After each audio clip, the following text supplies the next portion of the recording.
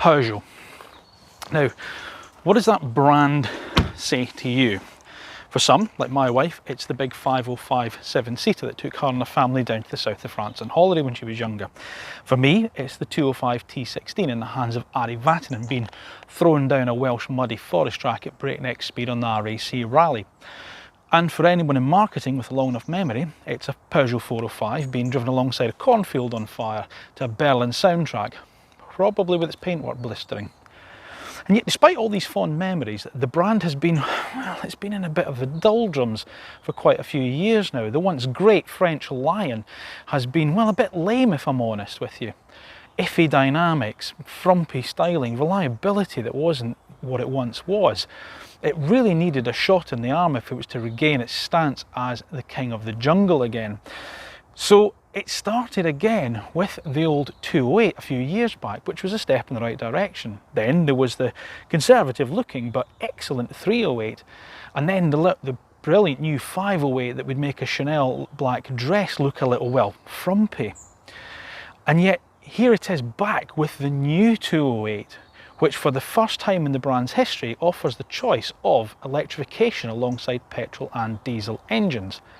So has it lost its crown to its arch rivals Renault with the Zoe and the EV supermini stakes, or is the Lion king once more? Let's find out. See what I did there? Lion king. Yeah, I write it all myself. Yeah.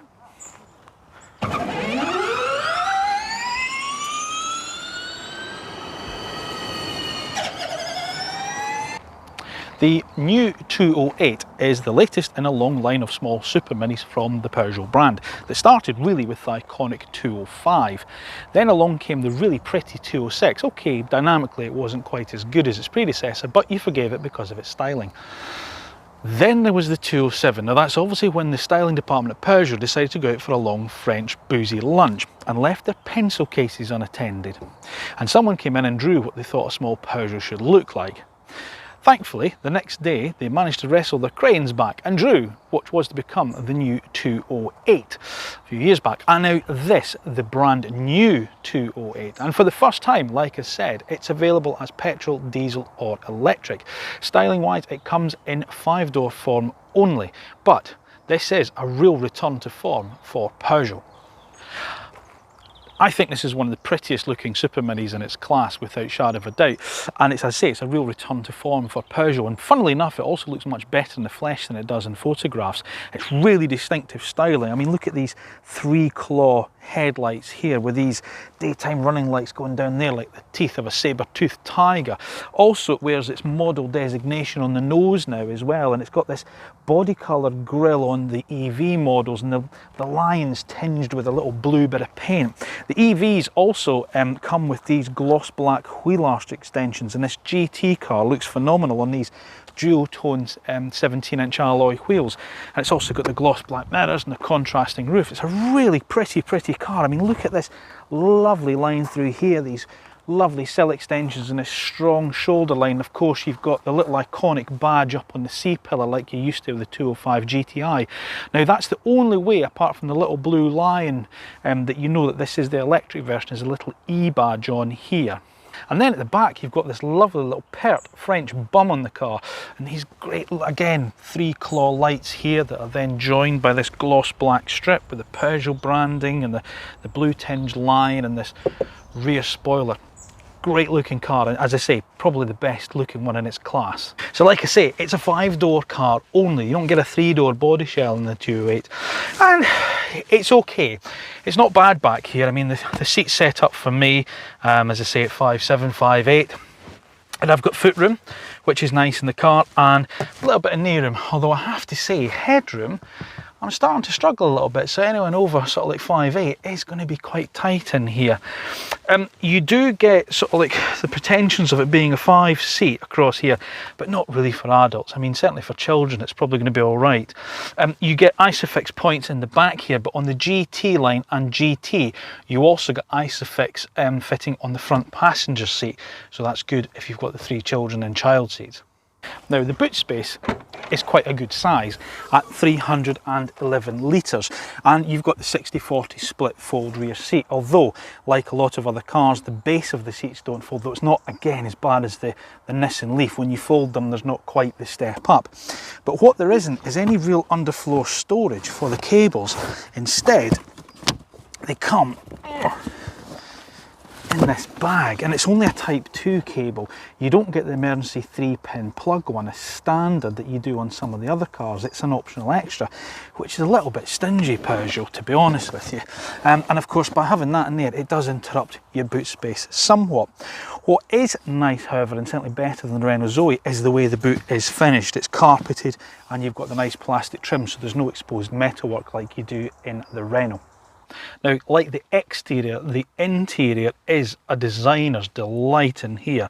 I mean, this is a massive step away from some of the Peugeot interiors of old. We've got a GT specification car here, which gets this phenomenal iCockpit digital instrumentation panel as standard. It is optional on the rest of the range lower down, and it's something I have to say I would thoroughly recommend you ticking the box on that order form, because it's sensational to use. It's easy to see at a glance. It's really easy to configure how you want it, and quite simply it's the best of these digital display dashboards that I've used. Also on the GT as standard, you get this 10-inch infotainment screen, touch screen, which is up here. It's a little bit of a stretch away, but you know, nothing too drastic. It's angled towards the driver, which is quite nice too.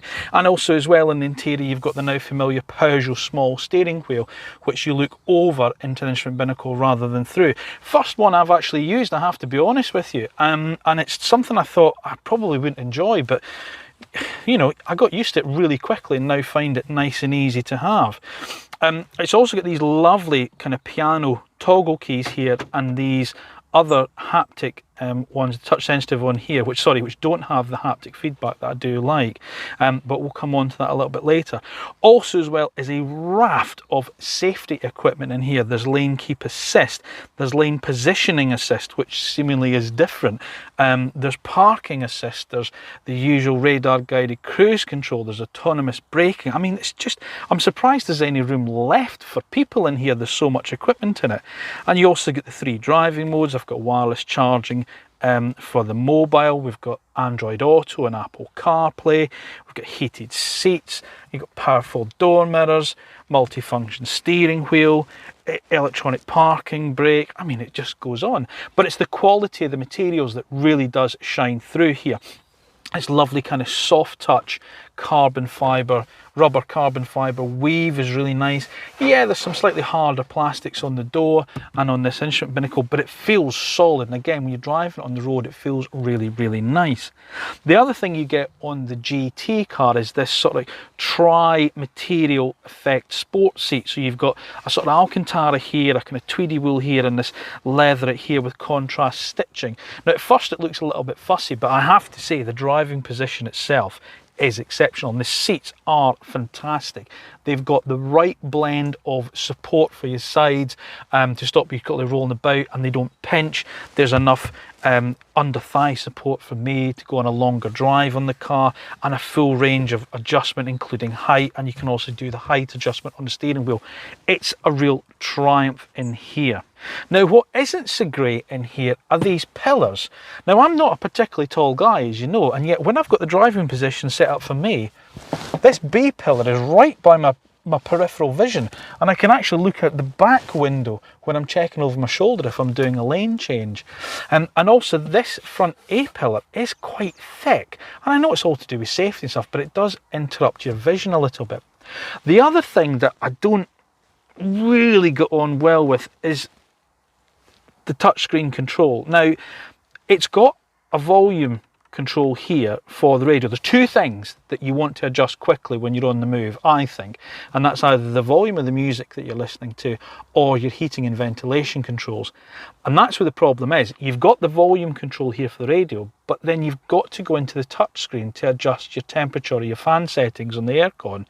The rest of it, these buttons here are given away to little ancillary things like the heated rear screen, switching the aircon on to full max, hazards, door lock.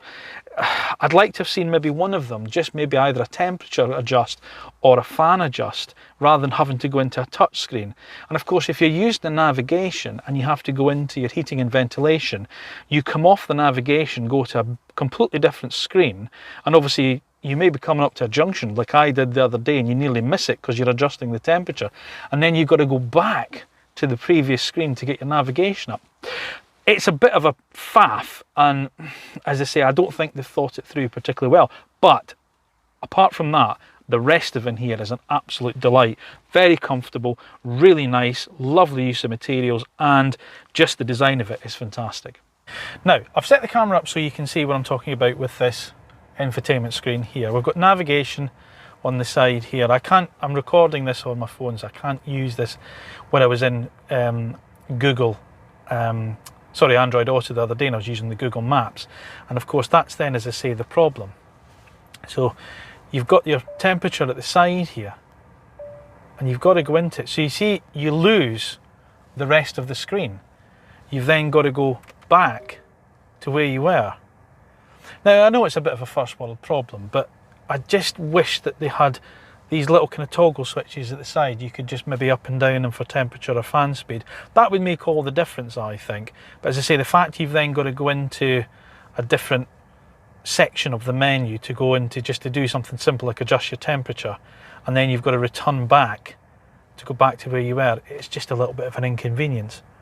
So what's the range like? Well, it's better than the Mini and the Honda E, not quite as good as the Renault Zoe. WLTP figures say 217 miles, but probably looking at around about 160 to 170, depending obviously on where you're driving and when you're driving. The car also features water cooling, which makes it much more efficient as well, which is really quite good. And it will take a charge of up to 100 kilowatts on its 50 kilowatt hour battery. CCS charging standard, so if you can find a rapid charger capable of delivering that 100 kilowatts, then you can go up to about 80% in just over half an hour. From a 7 kilowatt home wall box, charging to full will be about 7.5 hours. So driving dynamics were once Peugeot's real forte. If you drove one of the old 205 GTIs or the 309s, or even in standard lower down trim levels, things like the 405, they were excellent. The way they handled, the way they rode, they just seemed to have their dynamics absolutely on point. And as I say, then there was this sort of period where it all just went a little bit wrong. So are they back? I mean, they are with the styling. Are they back with the dynamics? Well, yes they are.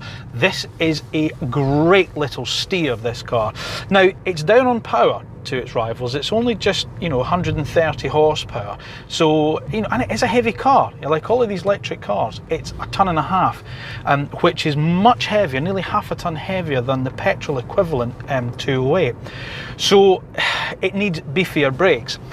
And that is the one area that's not quite so good, the brakes. Now, I don't know what they've done, but when I say they feel woolly, I do mean as in I think there's a ball of wool in there somewhere.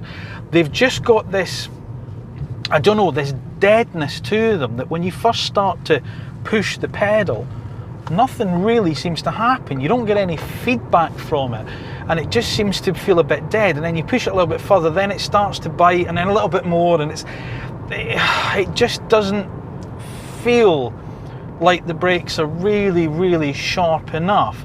And as I say, they are much bigger on the E208 than they are on the internal combustion engine cars. So I don't know, it's just that's the part where it lets itself down. But in all other areas, this car is a brilliant little hatchback to pilot around. Performance is good. You get the usual 3 driving modes: Eco, Normal and Sport. When you pop it into Sport, the car will do 0 to 60 in just over 8 seconds, and you can feel the throttle really sharpen up, and it just responds much quicker, and that's nice. So they've got a nice feel to the accelerator pedal. The steering, now like I said before, it's got this small wheel where you can appear over it, and it's not round, and I don't like steering wheels that aren't round. It's a sort of squarish shape, but you know what, it feels quite nice in my hand, and as soon as you turn it, you just get this sort of intimacy from the chassis that just kind of comes back to you, and you know where to place the car. The steering just feels good enough, that it's talkative enough, that I know what's going on underneath me. And then there's the ride quality, and again, it's a return to form on that front. You've got the primary ride, which, okay, you know, is quite firm in this GT car. When you hit the bumps and you hit sort of like drain covers or you know, expansion joints, you do feel it, but it's the secondary ride with the damping on those undulations that they've done it right. They've managed to square them all out, and you never feel uncomfortable. It's got a lovely cosseting ride on the E208. Yeah, as I say, they've done really, really well in here, and it's those dynamics. It's those dynamics that Peugeot were always renowned for, and it's that gives me hope of seeing the return of 3 small letters on the back of an electric Peugeot. GTI. Shh. GTI. That's what we want. Come on, Peugeot, you know you can do it. If this is the base, this is your baseline, you don't have much work to do on this. GTI. GTI. Now let's go back to the brakes for a second, because like the Renault Zoe, it has a 2-stage brake regeneration system. So you've got this quite weird looking little transmission lever here, which takes you from park, reverse, neutral and drive, and then there's the further one, B. So in standard drive mode there's no real brake regeneration, the car will coast, and then when you're in D, you bring it back one more and you go into B, and that's obviously your brake regeneration, and it's much firmer. Not quite the one pedal driving that you get in things like the Nissan Leaf, but it's quite good. And as I say, it means that you don't have to press that rather woolly brake pedal, and you let the car do most of the braking for you. So if you're coming into a nice little series of bends on a country road, it's just that slight lift of the throttle, and the car will slow down as you set yourself up for the corner. That's quite nice. As I say, at least you don't have to push that woolly pedal in the middle. Now, the Peugeot E208 range does offer a huge difference in terms of trim levels. The range kicks off at just under £26,000 for the active model and rises to just under £30,000 for this GT car. Now that includes the government grant, which is applicable at time of filming. But in between those two cars, you get the active premium, the Allure premium and the GT line. So you get the same choice of trim levels as you do in the petrol and the diesel engine 208s, and I think that's a great step by Peugeot, making the EV just a simple choice: petrol, diesel or EV, and I'd like to see other manufacturers do it. Well done, Peugeot. Whilst it's very similar in price and size to the Mini Electric and the Honda E, I don't really think they compete in the truest sense with this car, mainly because they're all about style. The Peugeot's a little bit more about volume and numbers. So to that end, the two main rivals for this car are going to be the excellent Renault Zoe, car we've already driven and love a huge amount, and the new Vauxhall Corsa E, which actually does share its mechanics and underpinnings with this car, and it's the car we're going to be driving next on the channel. So what cut out there for the Peugeot then with those two rivals? So here's what we like and what we don't like about the Peugeot E208. We like its styling, the variety of trim levels available, the ride and handling, the quality of its build and its refinement. We don't like some of the main controls are buried in the confusing infotainment screen. The brakes. The rear room is tight for taller people. The lack of cable storage and the emergency 3-pin cable is an extra cost option.